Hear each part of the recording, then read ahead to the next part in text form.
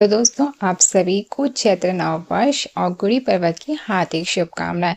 मैं निट्स एक बार फिर आप सभी का आज के करंट अफेयर सेशन में स्वागत करती हूं और आशा करती हूं कि अगर आपको मेरा हार्ड वर्क पसंद आ रहा होगा तो आप मेरे वीडियोस को लाइक करेंगे और ज़्यादा से ज़्यादा अपने दोस्तों को शेयर करेंगे। और अगर आप चैनल पर नए हैं तो जल्दी से चैनल को सब्सक्राइब कर दीजिए, बेल आइकॉन को दबा दीजिए जिससे मेरे लेटेस्ट वीडियो का नोटिफिकेशन आप तक पहुंच चले। नंबर 1 है, निम्न में से किस दिन हर साल वैश्विक पुनर्चक्रण दिवस मनाया जाता है? ए 15 मार्च, बी 16 मार्च, सी 17 मार्च या डी 18 मार्च को। तो यहाँ पे वैश्विक पुनर्चक्रण दिवस की बात कर रहा है। तो वैश्विक पुनर्चक्रण पुनर्चक्रण आपको इससे समझ नहीं आएगा कि क्या है, लेकिन ये बहुत ही सिंपल वर्ड है। Global recycling day.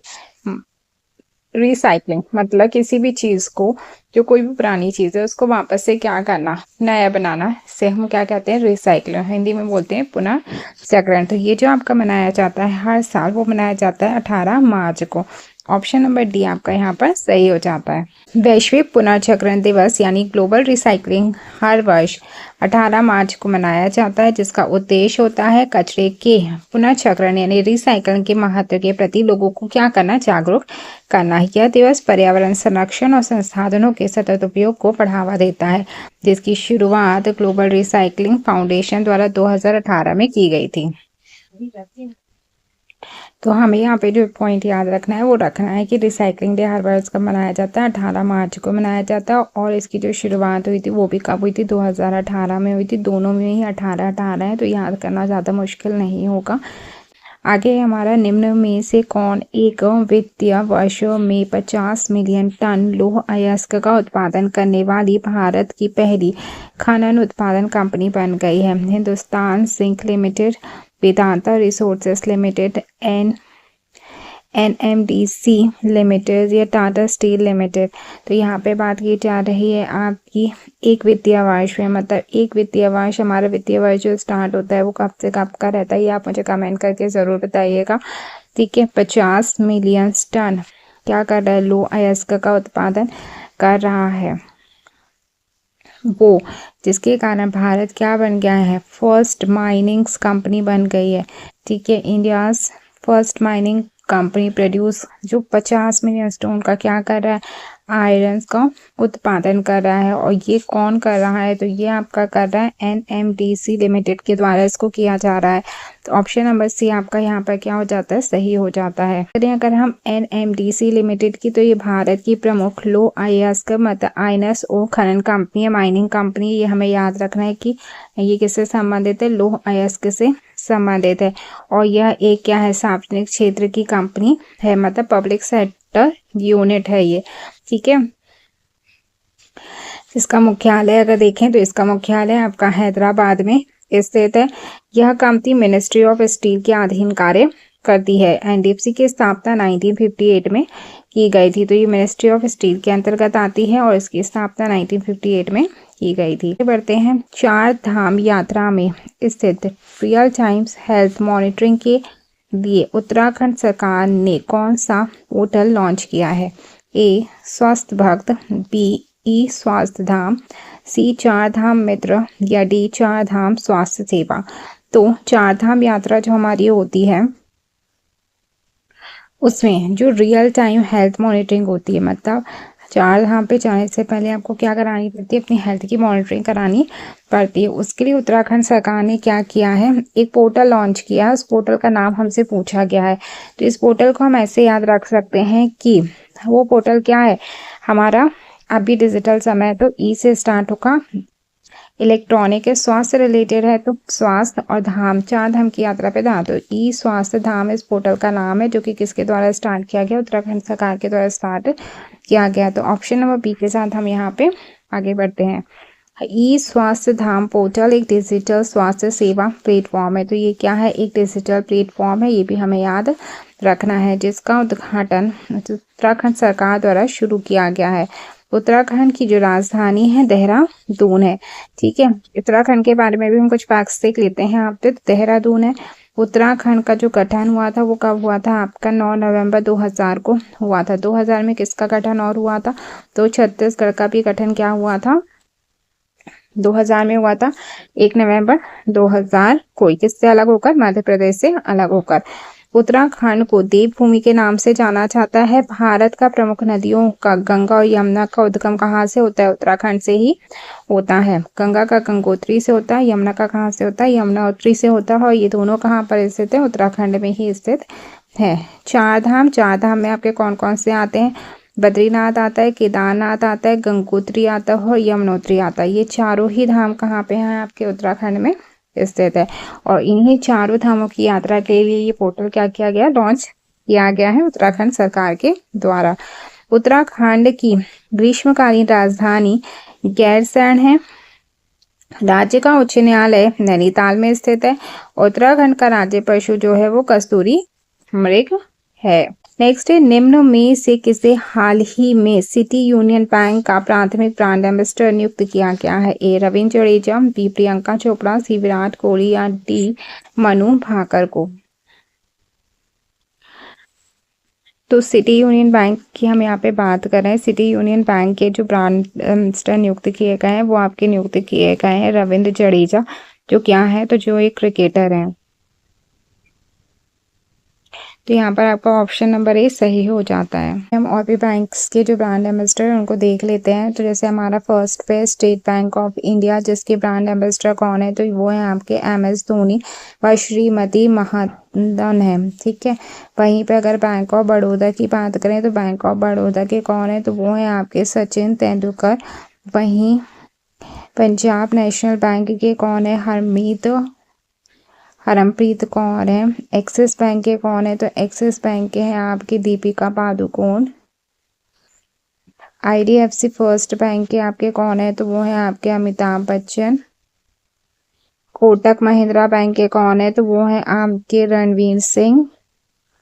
यश बैंक के आपके कौन है? वो भी आपके कौन है? रणवीर सिंह है।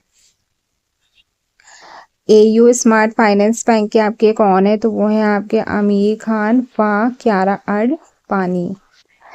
इक्वाइट स्मॉल फाइनेंस बैंक के आपके कौन है? तो वो है आपकी स्मृति मंधाना। फेडरल बैंक के आपके हैं विद्या बालन। यहाँ पे एक चीज़ नोट रखिएगा कि यहाँ पे आप बोलेंगे ICICI बैंक का हमने नहीं बताया, तो इसका कोई भी ब्रांड एम्बेसडर नहीं है, इसलिए हमने इस पर नहीं बताया है। दिव्यांग लोगों की यात्रा सुगम बनाने के लिए किस राज्य सरकार ने दिव्यांग शक्ति योजना शुरू की है? ए पश्चिम बंगाल, बी तमिलनाडु, सी बिहार या डी आंध्र प्रदेश में? तो बात की जा रही है दिव्यांग शक्ति योजना की। दिव्यांग शक्ति योजना क्या की गई है? दिव्यांग लोगों की जो यात्रा होती है, यात्रा को सुगम बनाने के लिए इसको लॉन्च किया गया है राज्य सरकार के द्वारा। और किस राज्य सरकार ने इसे किया है? तो इसे आंध्र प्रदेश के द्वारा क्या किया गया है? शुरू किया गया है। तो ऑप्शन नंबर डी आपका यहाँ पर सही हो जाता है। नारकोटिक्स कंट्रोल ब्यूरो NCB का कौन सा स्थापना दिवस 17 मार्च 2026 को मनाया गया है? A 39वां, B 40वां, C 41वां या D 42वां? तो नारकोटिक्स एक्ट मतलब NCB की बात की जा रही है। नारकोटिक्स कंट्रोल बोर्ड जिसका फुल फॉर्म है, जिसकी स्थापना 17 मार्च 2026 को कहाँ पे का स्थापना दिवस मनाया गया? तो 41 नंबर का इसका स्थापना दिवस मनाया गया। तो ऑप्शन सी आपका यहाँ पर सही हो जाता है। NCB का जो पूरा नाम है वो आपका क्या है? तो नारकोटिक्स कंट्रोल ब्यूरो इसका फुल फॉर्म है।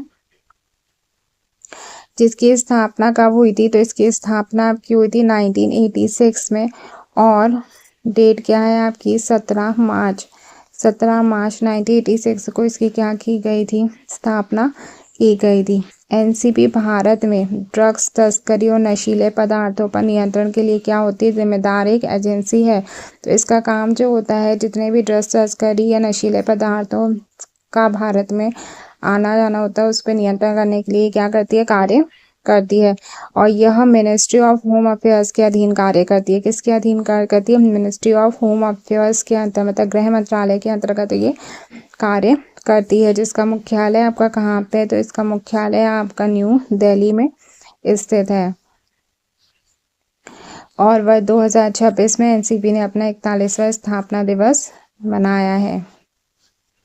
निम्न में से किस शहर में एशियाओं के सबसे बड़े ट्यूलिप्स गार्डन का उद्घाटन किया गया है? ए राजगीर, बी धर्मशाला, सी शिमला या डी श्रीनगर।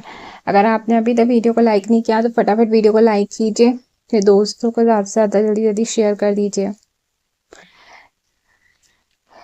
तो ट्यूलिप गार्डन का जो उद्घाटन किया गया है, ट्यूलिप गार्डन का उद्घाटन आपका किया गया, जो एशिया का सबसे बड़ा ट्यूलिप गार्डन है ये आपका किया गया है श्रीनगर में। तो ऑप्शन नंबर डी आपका यहाँ पर सही हो जाता है। एशिया के सबसे बड़ा ट्यूलिप गार्डन जो कहाँ पर स्थित है, श्रीनगर में स्थित है। हमने अभी ये देखा, इसका नाम जो है वो किसके नाम पे है, तो Indira Gandhi memorial tulip garden इसका नाम है। तो ये किसके नाम पे है, तो इंदिरा गांधी जी के नाम पर है। ये क्वेश्चन हमसे पूछा जा सकता है एग्जाम में, जो हमें याद रखना है। यह जम्मू एंड कश्मीर के श्रीनगर में डल झील के पास स्थित है। कहाँ स्थित है, तो डल झील के पास स्थित है। हर वर्ष बसंत ऋतु में उसका उद्घाटन किया जाता है। ये पर्यटन को बढ़ावा देने के लिए भी क्या है, महत्वपूर्ण है। नेक्स्ट है, निम्न में से के शहर में पोथी श्री रामुलकी के सम्मान में बलिदान की प्रतिमा स्टैच्यू ऑफ सेक्रीफाइस स्थापित की गई है। ए पटना, बी भोपाल, सी भुवनेश्वर, डी अमरावती में। तो बात की जा रही है यहाँ पे आपकी किसकी, स्टैच्यू बलिदान की प्रतिमा मतलब स्टैच्यू ऑफ सेक्रीफाइस की यहाँ पे बात की जा रही है, जो कि किसके सम्मान में की गई है स्थापित, पोथी श्री रामुलकी के सम्मान में स्थापित की गई है। ये कौन थे और क्यों इनके सम्मान में प्रतिमा स्थापित की, हम आगे देखेंगे। पहले हम ये देख लेते हैं कि ये कहाँ पर स्थापित की गई है। तो जो ये स्थापित की गई है वो आपकी अमरावती में स्थापित की गई है। तो यहाँ पे ऑप्शन नंबर डी आपका सही हो जाता है। प्रतिमा का उद्घाटन अमरावती आंध्र प्रदेश में किया गया है। कहाँ पर किया गया है, अमरावती आंध्र प्रदेश में इसका उद्घाटन किया गया है। यह प्रतिमा पोटी श्री मुलू के सम्मान में स्थापित की गई है। ये भी हमें याद होना चाहिए। अब ये पोटी श्री मुल्लू कौन थे, तो जो पोटी श्री मुल्लू श्री राम मुल्लू ने अलग आंध्र प्रदेश राज्य के गठन के लिए क्या किया था, आम्र अनशन किया था। और उनके बलिदान के बाद ही 1953 में आंध्र प्रदेश राज्य का गठन हुआ था। ठीक है, आंध्र प्रदेश गठन कब हुआ था, 1953 में हुआ था। और ये क्वेश्चन हमसे बार बार एग्जाम में पूछा जाता है कि पहला भाषा के आधार पर स्थापित होने वाला राज्य कौन था, तो वो कौन सा था, आंध्र प्रदेश ही। हाँ, यह प्रतिमा उनके त्याग और आंदोलन की स्मृति में क्या की जाती है, स्थापित की गई है। भारत हाल ही में दुनिया का कौन सा सबसे बड़ा मेट्रो नेटवर्क बन गया है, ए पहला, बी दूसरा, सी तीसरा या डी चौथा। तो बात की जा रही है यहाँ पे आपके सबसे बड़ा मेट्रो नेटवर्क की, किसकी बात की जा रही है, सबसे बड़े मेट्रो नेटवर्क की बात की जा रही है, जिसमें पूछा जा रहा है कि भारत का स्थान जो है वो दुनिया में कौन से नंबर पे है। तो भारत का स्थान जो है वो दुनिया में है आपके तीसरे नंबर पे। तो ऑप्शन नंबर सी आपका यहाँ पर सही हो जाता है।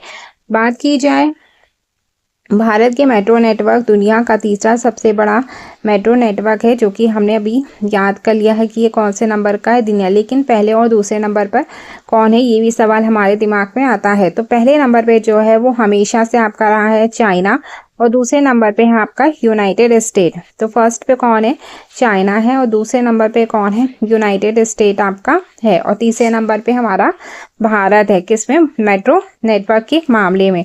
मेट्रो नेटवर्क की जो शुरुआत है वो सबसे पहले कहाँ पे की गई थी, भारत में। तो सबसे पहले भारत में इसकी शुरुआत की गई थी कोलकाता में। ठीक है, और भारत की जो पहली मेट्रो ट्रेन है वो कब चली थी, तो भारत की पहली मेट्रो ट्रेन जो चली थी वो 1984 में ही चली थी, और कहाँ पे चली थी, कोलकाता में चली थी। आपको मुझे कमेंट करके ये बताना है कि भारत की पहली ट्रेन कब चली थी और कहाँ से कहाँ तक चली थी। दिल्ली मेट्रो भारत का सबसे बड़ा और सबसे व्यस्त मेट्रो नेटवर्क है।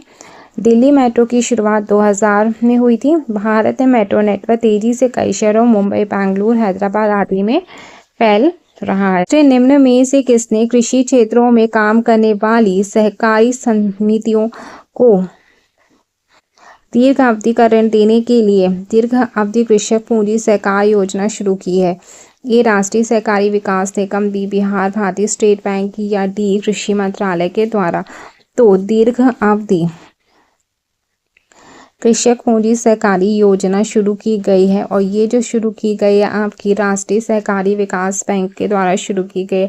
ऑप्शन नंबर ए आपका यहाँ सही हो जाता है। राष्ट्रीय सहकारी विकास निगम जिसका एनसीडीसी है, स्थापना 1963 में की गई थी।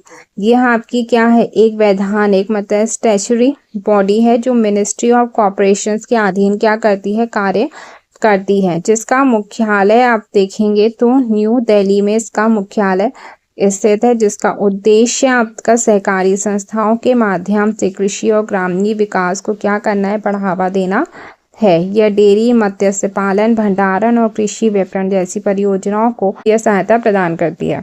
नेक्स्ट है, निम्न में से किस शहर में नेशनल पैरा एथलेटिक्स चैंपियनशिप 2026 का आयोजन किया जाएगा? ए राजगीर, बी भुवनेश्वर, सी पुणे या डी वारांगल में?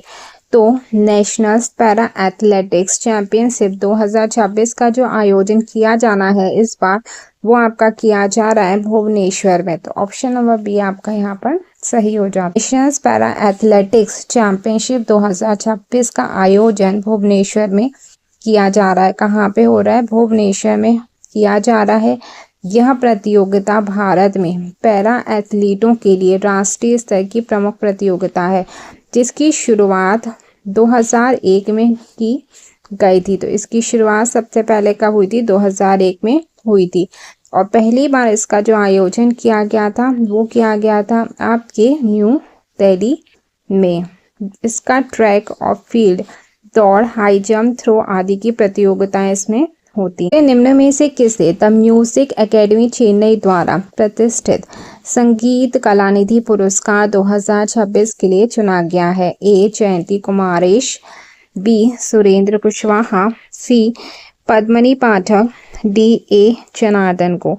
तो बात की जा रही है संगीत कलानिधि पुरस्कार 2026 की, जो कि आपका क्या है, द म्यूजिक एकेडमी चेन्नई द्वारा इसको क्या किया जाता है, प्रदान किया जाता है। और ये इस बार जो प्रदान किया गया है 2026 का, वो किया गया है आपके जयंती कुमारेश को। तो ऑप्शन नंबर ए आपका यहाँ सही हो जाता है। कलानिधि पुरस्कार मद्रास म्यूजिक एकेडमी द्वारा दिया जाता है। मद्रास को जो नया नाम है वो आपका चेन्नई हो गया है, इसलिए चेन्नई म्यूजिक एकेडमी द्वारा इसे प्रदान किया जाता है। यह कर्नाटक मतलब कार्नेटिक संगीत के क्षेत्र का सबसे प्रतिष्ठित पुरस्कार है। संगीत कलानिधि पुरस्कार 2026 जयंती कुमारेश को प्रदान किया गया है। जयंती कुमारेश प्रसिद्ध कर्नाटक संगीत की वीणा वादक है। तो जयंती कुमारेश जिनको ये अवार्ड इस साल दिया गया है वो क्या है? तो वो वीणा वादक है। से निम्न में से किस स्थान पर भारत का ट्राइब्स फेस्ट 2026 का उद्घाटन किया गया है? ए गुरुग्राम, बी भोपाल, सी पटना या डी नई दिल्ली में? तो भारत का ट्राइब्स फेस्ट 2026 का जो उद्घाटन किया गया है वो आपका किया गया है नई दिल्ली में। तो ऑप्शन नंबर डी आपका यहाँ सही हो जाता है। भारत ट्राइब्स फेस्ट की बात करें 2026 की, तो इसका आयोजन नई दिल्ली में किया गया है। इसका आयोजन TRIFED मतलब tribals cooperatives marketing development federation of India द्वारा किया जाता है। कहाँ किया गया? नई दिल्ली में किया गया है। Tribals cooperatives marketing development federation of India के द्वारा इसका उद्घाटन किया जाता है, जिसका उद्देश्य जनजाति यानी ट्राइबल्स की जो भी संस्कृति, कला और हस्तलिपि है उसको क्या किया जा सके, बढ़ावा दिया जा सके। इस फेस्ट में देश भर के जनजातीय कलाकार और शिल्पकार क्या करते हैं? भाग लेते हैं। यह फेस्ट वोकल फॉर लोकल और आत्मनिर्भर भारत को बढ़ावा देता है।